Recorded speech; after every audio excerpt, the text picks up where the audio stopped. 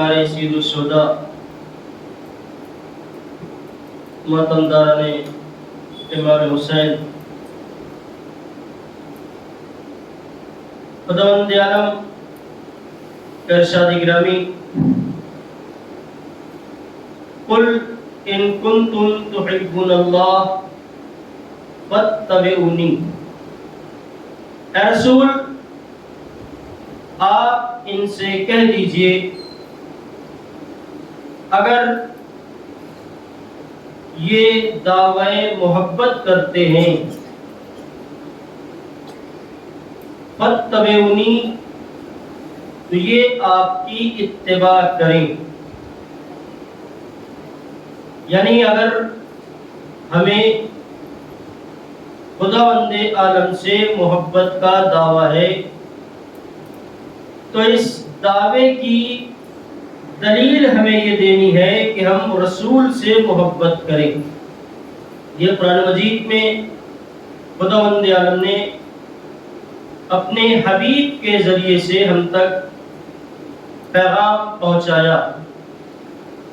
اور عزیزو، اس جہان میں خداوند عالم سے محبت کرنے والے بہت ملیں گے، بلکہ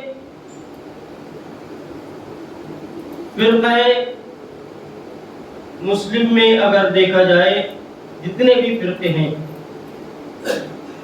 کسی بھی فرقے والے سے یہ پوچھا جائے کیا تم اللہ سے محبت کرتے ہو، تو ہر مسلمان یہ کہتا ہوا نظر آئے گا کہ بے شک ہم اللہ سے محبت کرتے ہیں۔ اور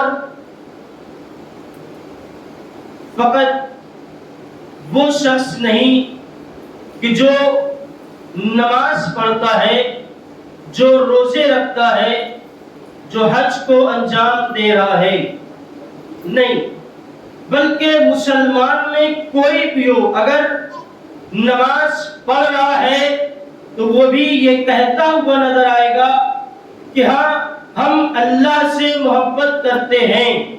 اگر نماز نہیں پڑھتا تو بھی یہ کہتے ہی ہوا نظر آئے گا کہ ہم اللہ سے محبت کرتے ہیں۔ اگر روزہ رکھتا ہے تو وہ بھی یہ کہے گا کہ ہم اللہ سے محبت کرتے ہیں۔ اگر روزہ نہیں رکھتا تو بھی وہ یہ کہے گا کہ ہم اللہ سے محبت کرتے ہیں۔ عزیزو، مسلمان کوئی بھی ہو، دعوے محبت ہر ایک رکھتا ہے کہ ہمیں اللہ سے محبت ہے، لیکن خدا نے فرمایا کہ اگر تمہیں اللہ سے محبت ہے تو تمہیں چاہیے کہ تم رسول کی پیروی کرو، رسول کی اتباع کرو، فاتبعونی، رسول کی اتباع کرتے ہوئے نظر آؤ۔ ایک صلوات پڑھیں محمد و آل محمد۔ اللہم صلی علی محمد و آل محمد۔ انسان دعوے تو کرتا ہے، لیکن جب اس دعوے کو پیش کرنے کا موقع آتا ہے تو اپنے دعوے میں سچا یا اپنے دعوے پر کھرا اترتا ہوا نظر نہیں آتا۔ کیوں؟ اس لیے کہ فقط اور فقط اسے محبت ہے، جو تقاضائے محبت ہے، ہم اس محبت کے تقاضے کو انجام نہیں دے رہے ہیں۔ اگر ہمیں اللہ سے محبت ہے تو ہم کو چاہیے کہ ہم رسول کی اتباع کریں، اور اتباع رسول اس طرح سے ہوگی کہ اگر رسول آواز دے رہے ہو تو ہمیں رسول کی آواز پر لبیک کہتے ہوئے پڑھنا ہے۔ اگر ایک مقام پر دو آوازیں بلند ہو ایک آواز یہ ہو کہ رسول قتل کر دیے گئے، دوسری آواز یہ ہو کہ رسول ابھی باحیات ہے، تو عزیزو آواز دو ہے، بلند کرنے والے دو ہیں، ایک آواز شیطانی ہے، ایک آواز رحمانی ہے۔ اب جو جس کا تابع ہوگا وہ اس کی آواز پر لبیک کہتا ہوا بڑھے گا، جو تابع شیطان ہے اس کے کانوں میں یہ آواز آئی کہ رسول قتل کر دیے گئے اور وہ میدان چھوڑ کر چلے گئے، جس کے کانوں میں یہ آواز آئی کہ ابھی رسول قتل نہیں ہوئے ہیں، وہ رسول کی حفاظت کے لیے رسول کے پاس کھڑا رہا۔ ایک صلوات پڑھے محمد و آل محمد۔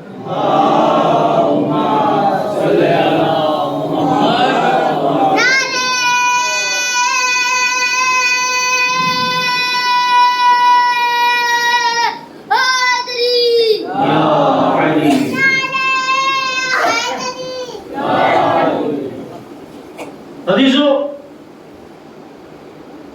اتباع رسول ہم پر واجب ہے، رسول کی اتباع ہمارے اوپر لازم ہے۔ لوگ یہ کہتے ہیں کہ ہم رسول کی اتباع کرتے ہیں، یعنی مسلمان اس جملے کو اپنی زبان سے ادا کرتا ہے، چاہے نماز انجام دیتا ہو نہ دیتا ہو۔ اس جملے کو کہنے کے بعد چاہے وہ جھوٹ بولتا ہو یا سچ بولتا ہو، تو عزیزو اتباع جو ہم کر رہے ہیں، تو جس کے لیے ہمیں خداوند عالم نے حکم دیا، قل ان کنتم تحبون اللہ، کہ تم اللہ سے محبت کرو۔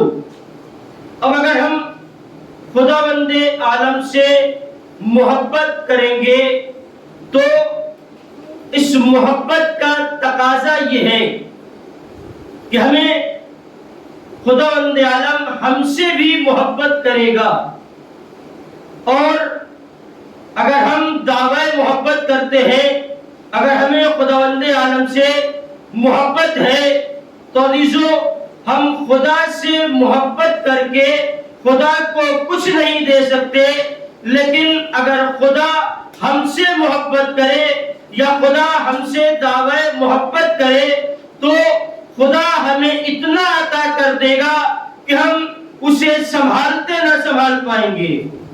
یہ خداوند عالم کی عطا ہے۔ اور عزیزو اگر ہم نے خدا سے محبت کی تو اس محبت میں کم ترین درجہ جو ہے وہ یہ ہے کہ اگر خدا نے ہم سے محبت کی، یعنی ہم نے خدا سے کی اور خدا نے ہم سے محبت کی، تو اس کا کم ترین درجہ یہ ہے کہ خدا ہمارے گناہوں کو معاف کر دے گا، ہمارے گناہ معاف کر دیے جائیں گے۔ تو عزیزو ہمیں اتباع کرنی ہے رسول کی، ہمیں اتباع کرنی ہے آل رسول کی۔ خداوند عالم سے محبت کا اظہار، اس اظہار کے لیے خدا نے فرمایا فاتبعونی، ہمارے رسول کی اتباع کرو، رسول کی اتباع، اہل بیت کی اتباع۔ اور عزیزو جب ہم رسول اور آل رسول کی اتباع کریں گے تو ہم صراط مستقیم پر گامزن ہوتے ہوئے نظر آئیں گے۔ ایک صلوات پڑھے محمد و آل محمد۔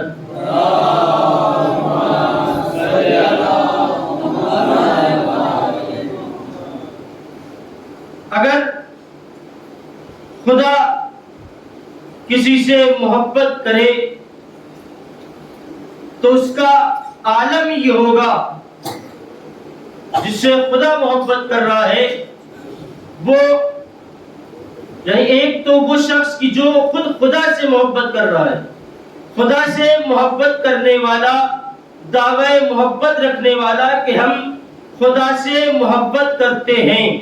اگر جو دعویٰ کر رہا ہے اس کے یہاں دونوں چیزیں پائی جاتی ہیں.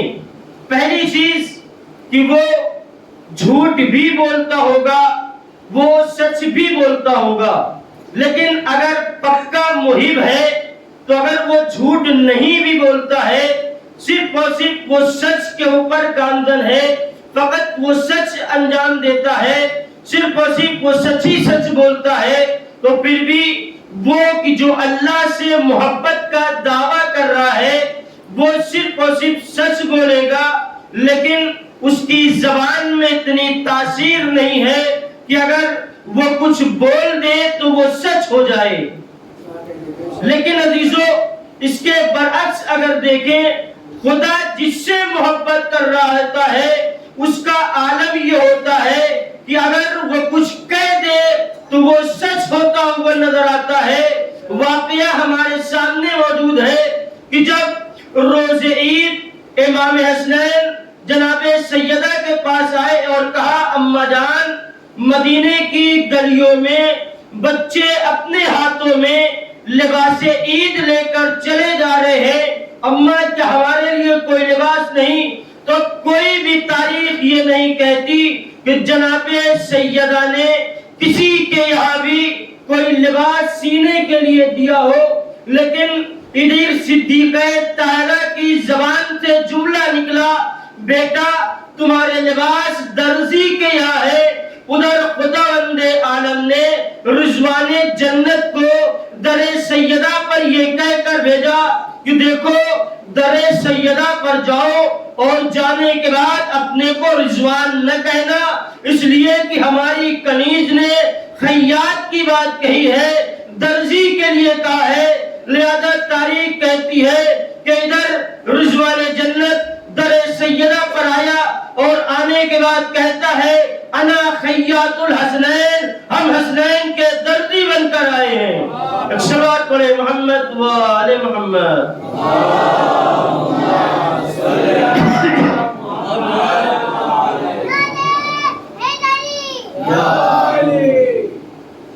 عزیزو, اگر خدا سے محبت کرنے والا, خدا سے دعوی محبت رکھنے والا اگر کوئی بات کہے تو وہ سچ ہو سکتی ہے, لیکن اس کی زبان سے نکلا ہوا جملہ صدق پر متحمل نہیں ہو سکتا.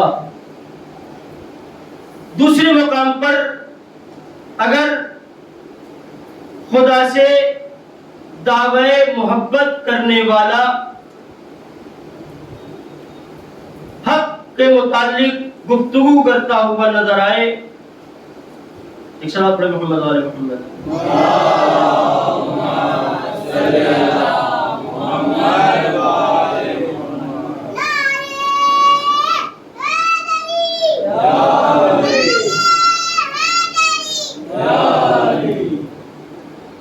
خداوند عالم سے دعوی محبت کرنے والا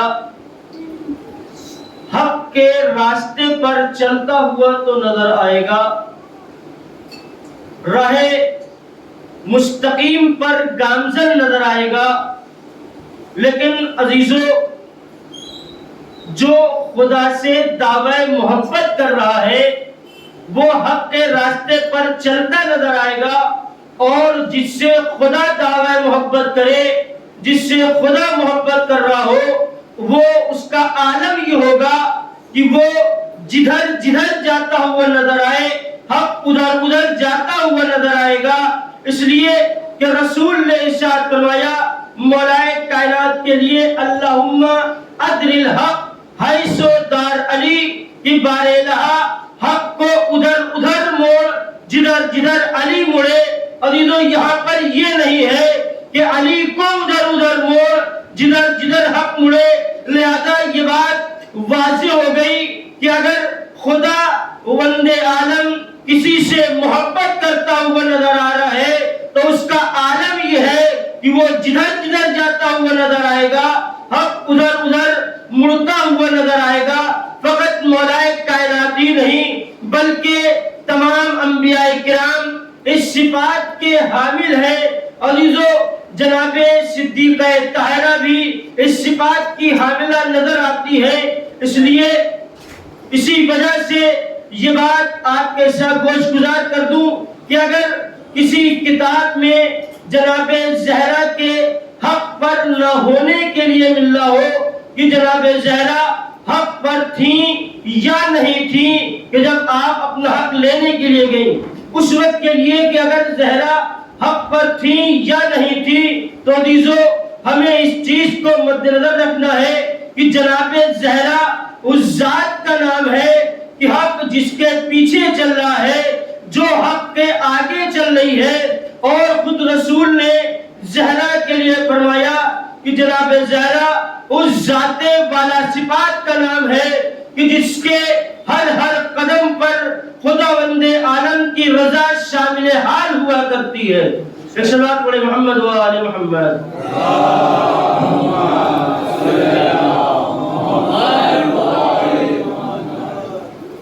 ایک اور صلوات بہت آل محمد.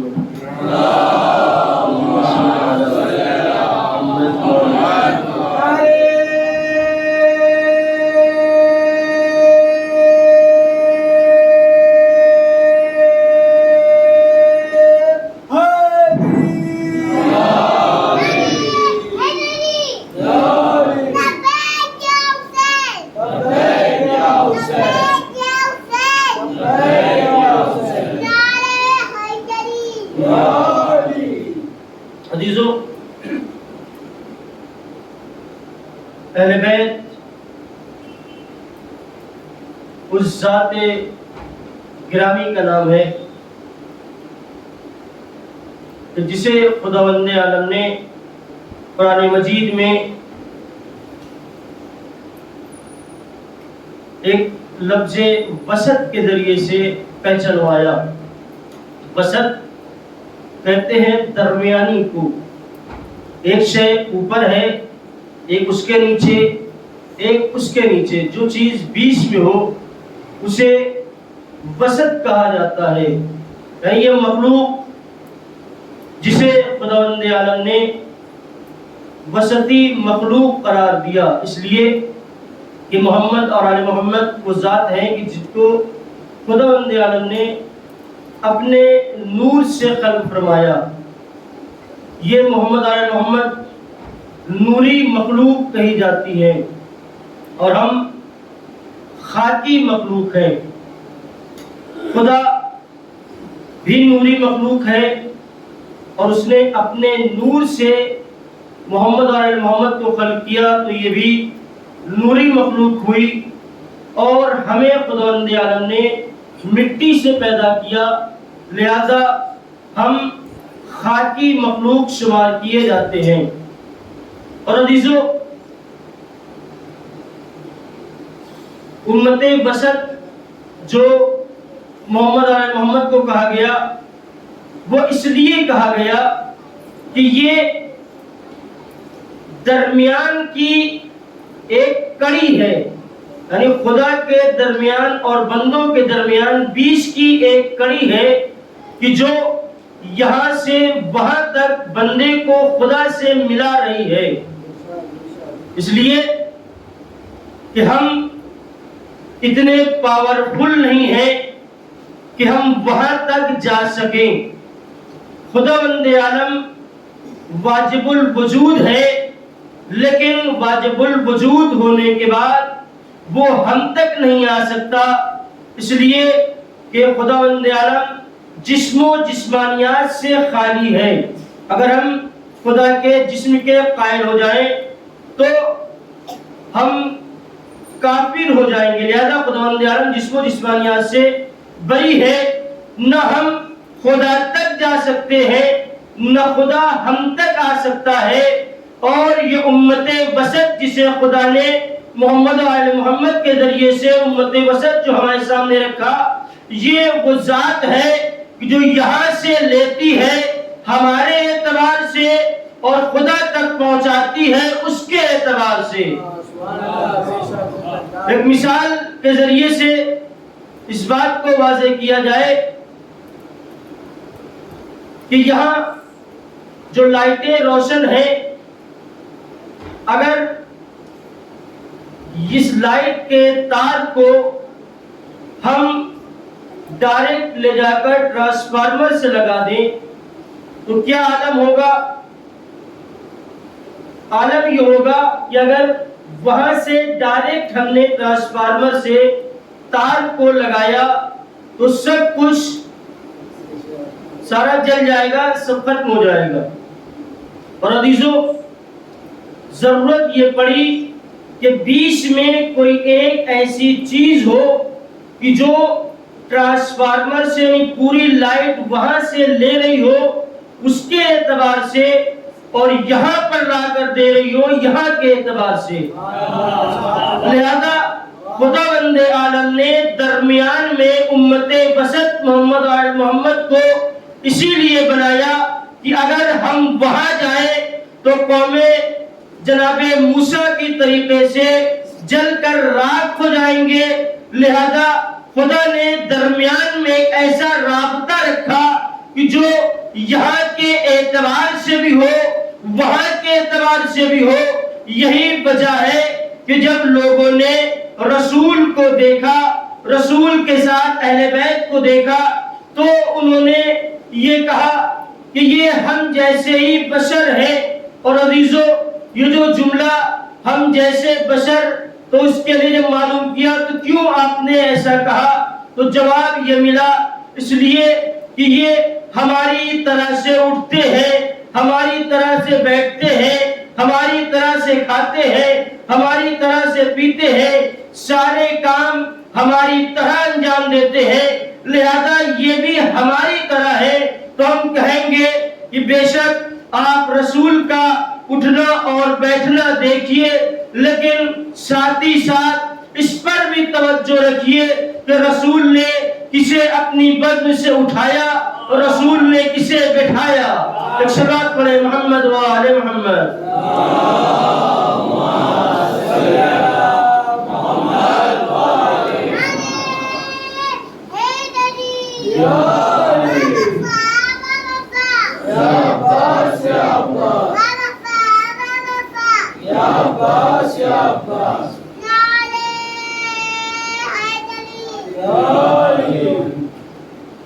عزیزو،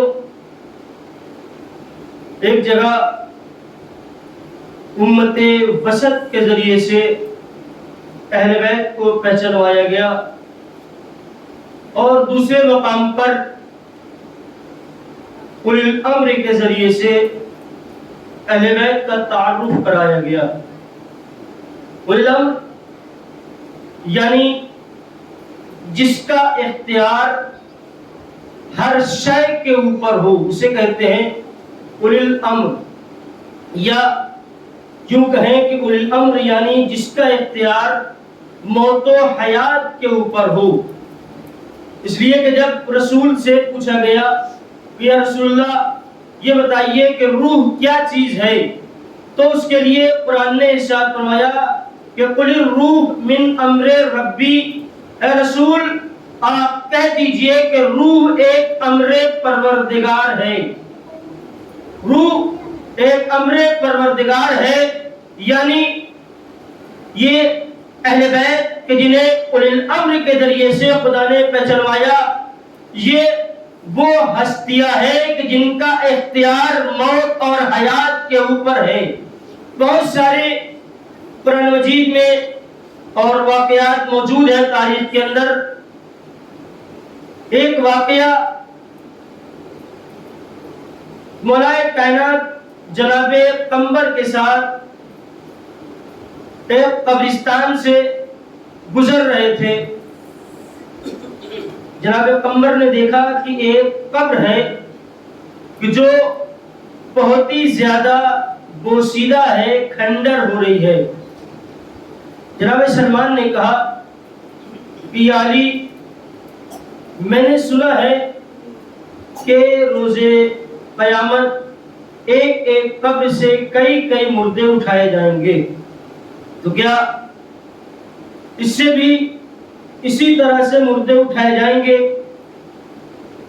تو مولا کائنات اس قبر کے قریب پہنچے، اور قریب پہنچنے کے بعد آپ نے آواز دی اے صاحب قبر تجھے علی حکم دیتا ہے کہ تو کھڑا ہو جا. ادھر حکم مولا کائنات کا ہونا تھا کہ وہ صاحب قبر اپنے کفن کو جھاڑتا ہوا کھڑا ہوتا ہوا نظر آیا اور مولا کائنات کو سلام کیا.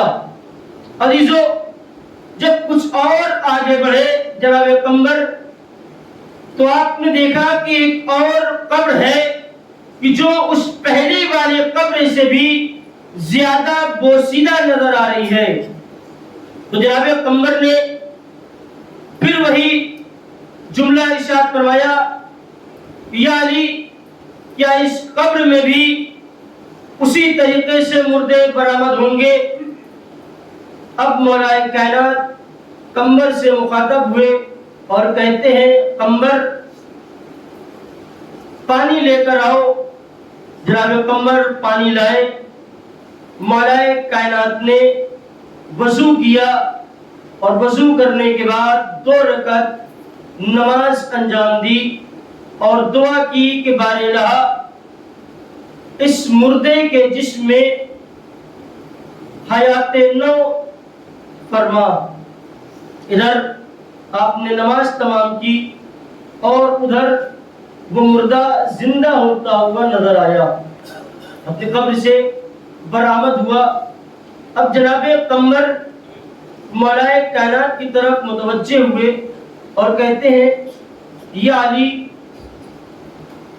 میری سمجھ میں نہیں آیا کہ جب پہلے میں نے آپ سے کہا تو آپ نے پہلی قبر پر اپنے حکم سے اس صاحب قبر کو باہر نکالا اور دوسری مرتبہ دوسری قبر پر آپ نے دعا کی اور دعا کرنے کے بعد اس صاحب قبر کو زندہ فرمایا. یعنی کیا وجہ ہے؟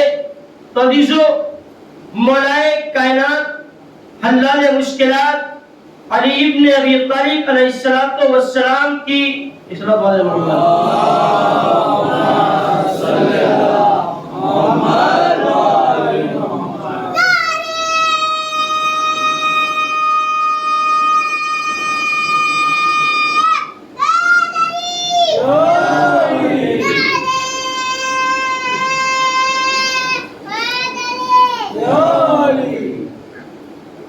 جب قمر نے مولا کائنات سے سوال کیا کہ علی کیا وجہ ہے کہ آپ نے پہلی بار قبر پر اپنے حکم سے مردے کو باہر نکالا اور دوسری مرتبہ آپ نے دعا کے ذریعے سے مردے کو باہر نکالا.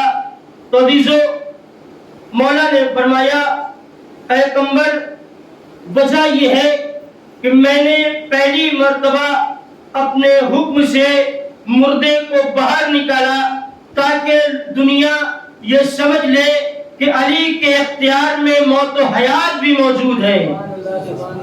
اور پیغمبر جب میں نے دوسری مرتبہ دعا کے ذریعے سے مردے کو باہر نکالا تو اس کی وجہ یہ ہے کہ دنیا مجھے خدا نہ سمجھ لے, لہذا خدا نہ سمجھانے کے لیے میں نے خدا سے دعا کی, خدا کے سامنے سجدہ کیا تاکہ دنیا اس بات سے واقف ہو جائے کہ جو خدا کے سامنے سجدہ کر رہا ہے وہ مسجود ہے, وہ ساجد نہیں ہے, وہ انسان ہے, وہ خدا نہیں ہو سکتا. صلوات پڑھے محمد و آل محمد.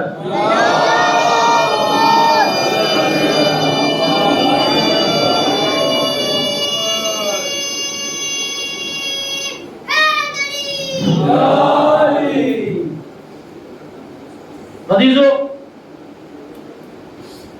اہل بیت اس ذات والا صفات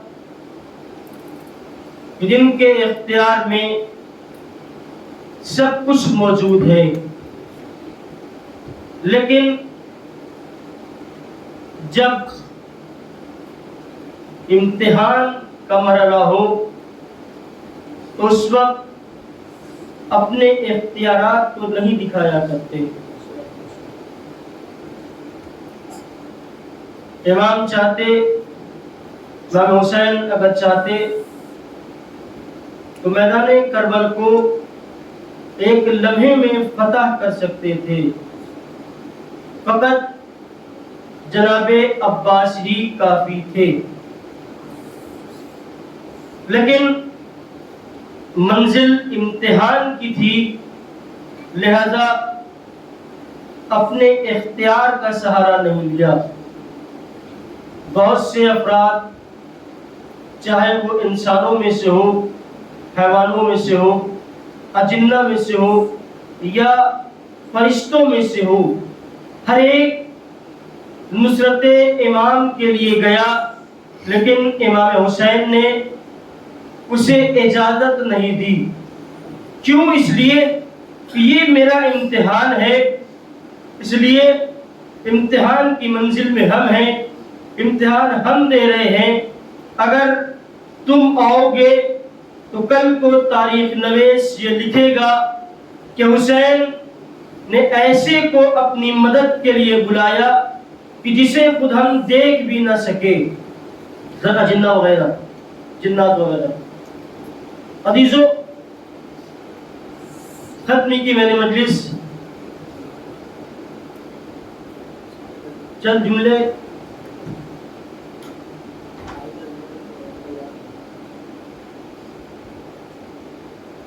ایک صلوات محمد۔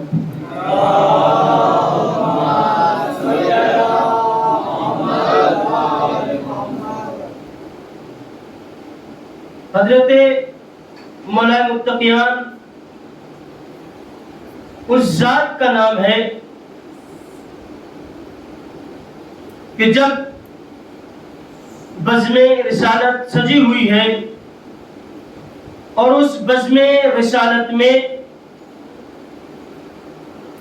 جناب جبریل امین تشریف لائے بشکل انسانی، یعنی جبریل بزم رسالت میں ہے لیکن انسانی شکل میں موجود ہے، اور چند لمحے کے بعد اسی بزم رسالت میں مولائے کائنات تشریف لاتے ہیں۔ تو ادھر مولائے کائنات بزم رسالت میں آئے اور ادھر جبریل امین مولائے کائنات کے احترام میں کھڑے ہوتے ہوئے نظر آئے۔ جب جبریل علی کے احترام میں کھڑے ہوئے تو جبریل سے رسول نے پوچھا، حالانکہ رسول جانتے تھے لیکن مجمع کو بتانے کے لیے، مجمع پر اس بات کو واضح کرنے کے لیے پوچھا، اے جبریل تم علی کے احترام میں کیوں کھڑے ہوئے؟ تو جبریل نے کہا ہم علی کے احترام میں اس لیے کھڑے ہوئے ہیں کیونکہ علی ہمارے استاد ہیں اور استاد کا احترام لازم ہے۔ تو مولا کائنات رسول اکرم نے جبریل سے پوچھا، اے جبریل علی تمہارے استاد کیسے ہیں؟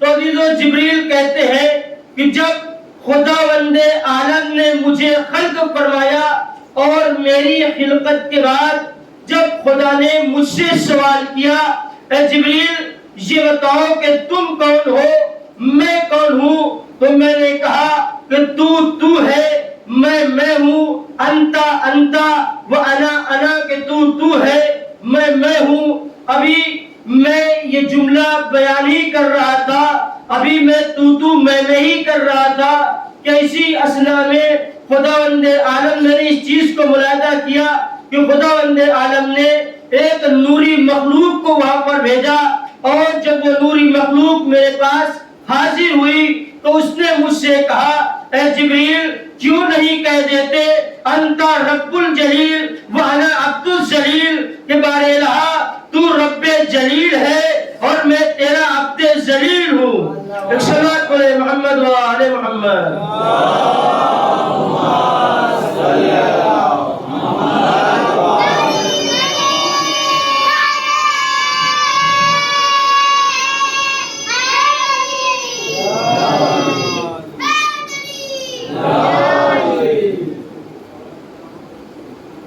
ہمارے یہاں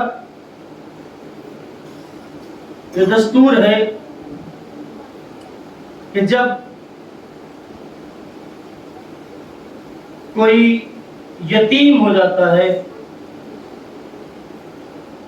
تو اس کا خیال زیادہ رکھا جاتا ہے. اس لیے خود ہمارے مذہب نے بھی، ہمارے اسلام نے بھی ہمیں اس چیز کا حکم دیا ہے کہ یتیم پروری کرو، اور مولا کائنات نے بھی اپنی حیات میں یتیم پروری کر کے ہمیں دکھایا ہے، ہمیں بتایا ہے، ہمیں سمجھایا ہے، ہمیں حکم دیا ہے کہ ہم بھی یتیموں کا خیال رکھیں. عزیزو، یتیم پروری کا حکم خود رسول نے یہاں تک فرمایا کہ اگر کوئی شخص کسی یتیم کے سر پر ہاتھ پھیرتا ہے تو جتنے اس کے سر کے بال اس کے ہاتھ کے نیچے آتے ہیں، خداوند عالم اس سے کئی گنا ثواب عطا فرماتا ہے. یہ ثواب ہے یتیم پروری کا. جس گھر سے یتیم پروری چلی، جس گھرانے نے یتیم پروری سکھایا، لیکن عزیزو انہی آنکھوں نے دیکھا کہ ان کے گھر کے یتیم بچوں پر کس طرح سے مظالم اٹھائے گئے. اجرکم علی الزہرا، خدا آپ کو کوئی غم نہ دے سوائے غم میں کربلا کے. عزیزو، جب امام حسین کی شہادت ہوئی تو امام نے وقت شہادت اپنی 2 اولادیں چھوڑی تھی، ایک جناب سکینہ اور ایک جناب سجاد. یہ 2 شخصیتیں ہیں اور تاریخ کہتی ہے کہ جناب سجاد ہر مقام پر اپنی موت کی دعا کرتے تھے کہ میں نے یہ کیا منظر میرے آنکھوں کے سامنے آ گیا بھی اماں، اس سے اچھا اس سے قبل کہ مجھے موت آ جاتی. اور عزیزو، جناب سکینہ کہ جو ہر مقام پر اپنی وطن کی تمنا کیا کرتی تھی، اے بھیا یہ پرندے کدھر جا رہے ہیں؟ عزیزو، جناب سجاد کہتے ہیں اے بہن سکینہ، یہ پرندے اپنے وطن کو جا رہے ہیں. جب یہ جناب سکینہ سنتی تھی کہتی تھی بھیا کیا مجھے وطن جانا نصیب نہ ہوگا؟ اجرکم علی الزہرا، جس کے دل میں وطن کی اتنی تمنا تھی اس کا قید خانہ ہی اس کی ہمیشہ کی آرام گاہ بن گیا. اجرکم علی الزہرا، خدا کو کوئی غم نہ دے سوائے غم مظلوم کربلا کے. عزیزو، جناب سکینہ امام سجاد سے ایک سوال کرتی ہے، اے بھیا یہ بتائیے کہ پیاس کی کیفیت کیا ہوا کرتی ہے؟ عزیزو، امام سجاد جواب نہیں دیتے ہیں، لیکن جب جناب سکینہ کہتی ہے بھیا آپ امام وقت ہیں، میں اس عنوان سے آپ سے سوال کر رہی ہوں، آپ مجھے جواب دیجئے. عزیزو، امام جواب دیتے ہیں اے بہن اس کی 4 کیفیتیں ہوا کرتی ہے. جب پہلی کیفیت یہ ہوتی ہے کہ انسان کے ہوش خشک ہو جاتے ہیں، ہوش سوکھنے لگتے ہیں. عزیزو، دوسری آپ نے بتائی کہ زبان تالو سے لگ جاتی ہے. اور تیسری کیفیت یہ ہے کہ یہ پیاس جب اپنی شباب پہ ہوتی ہے تو جسے پیاس لگے وہ مچھلی کی طرح تڑپنے لگتا ہے. چوتھی کیفیت امام کہتے ہیں کہ اس کے گوشت اس کی ہڈیاں چھوڑ دیتے ہیں. جناب سکینہ کہتی ہے بھیا یہ آخری کیفیت میری ہے، میرے ہڈیوں نے میرے گوشت کو چھوڑ دیا ہے. اور یہ قبرت دھرا خدا کو کوئی لگے سوائے غم مظلوم کربلا کے. عزیزو، یہی زندان شام ہے. جناب سکینہ قید خانے میں شب کے سناٹے میں وہ سو رہی ہے عالم خواب میں جناب سکینہ نے اپنے بابا کو دیکھا، بابا کو دیکھ کر گریہ کرتی ہے، اور عزیزوں ادھر جناب سکینہ روتے روتے بیدار ہوئی اور ساری بیویاں جمع ہو گئی، پوچھا سکینہ کیا حال ہے؟ جناب سکینہ کہتی ہے پھوپھی اماں ابھی میرے بابا آئے تھے، بابا مجھے لینے آئے تھے، بیویوں میں کوہرام برپا ہوا، اس شور گریہ کی آواز یزید کے کانوں میں پہنچی، یزید نے سر امام حسین زندان میں بھجوایا۔ اب جو سر حسین کو سکینہ نے دیکھا، دیکھنے کے بعد منہ پر منہ رکھ دیا اور بیان کرنے لگی بابا اب آئے ہو کہ جب ہمارے گوشوارے چن گئے، بابا اب آئے ہو ہمارے تازیانوں سے ہماری زخمی ہو چکی ہے پشتے رقم الزہرا۔ یہ بیان کرتے کرتے جناب سکینہ خاموش ہو گئی، بیویاں سمجھی کہ شاید سکینہ سو گئی، لیکن عزیزوں جب جناب زینب امام سجاد سے کہتی ہے، امام سجاد آگے بڑھے، بڑھنے کے بعد اپنی بہن کے نزد پر ہاتھ رکھا، کیا دیکھا بہن دنیا سے رخصت ہو چکی ہے، اور ایک جملہ نکلا انا للہ و انا الیہ راجعون۔ اے پھوپھی اماں اس عالم غربت میں ہماری بہن نے ہمارا ساتھ چھوڑ دیا۔ حضرت زہرا عادل و تصور کرے اس عالم میں امام سجاد نے جناب سکینہ کو کیسے دفن کیا ہے، ہاتھوں میں ہتھکڑیاں ہے، پیروں میں بیڑیاں ہے، گلے میں توق ہے، کس طرح سے بیمار امام اپنی بہن کو دفن کرے۔ تاریخ کہتی ہے غسالہ کو بلایا گیا، غسالہ غسل دینے کے لیے آئی، غسل دیتی ہے اور غسل کے درمیان غسالہ نے ایک چیخ ماری اور چیخ مار کر زینب کے پاس آئی اور کہتی ہے اے بی بی یہ بتائیے کہ اس بچی کو کوئی مرض تھا؟ عزیز و جناب زینب کہتی ہے نہیں نہیں میری بچی کو کوئی مرض تو نہ تھا، لیکن یہ تو کیوں کہہ رہی ہے؟ عزیز و غسالہ کہتی ہے کہ جب میں کرتا اٹھاتی ہوں کرتے کے ساتھ سکینہ کی چمڑیاں اجڑنے لگتی ہے، چمڑیاں بھی اجڑنے لگتی ہے۔ عزیزو جناب سجاد نے کہا کربلا سے کوفہ، کوفہ سے شام اتنے درے لگے کہ جناب سکینہ کی پوش کپڑوں سے سڑ گئی۔ آخری جملہ عزیزو جناب زینب امام سجاد جناب زینب اور جب قبر کے قریب پہنچے اور انداز کرے کہ کس انداز سے امام سجاد جناب سکینہ کو لے کر قبر کی منزل پر پہنچے، میرا دل کہتا ہے کہ جس طرح سے مولائے کائنات جناب فاطمہ کا جنازہ لے کر پہنچے تھے، آپ نے کہا تھا یا رسول اللہ آپ کی امانت واپس کر رہے ہیں، لیکن یا رسول اللہ امانت جیسی دی تھی ویسی نہیں ہے، پسلیاں ٹوٹی ہے، ہاتھ زخمی ہے۔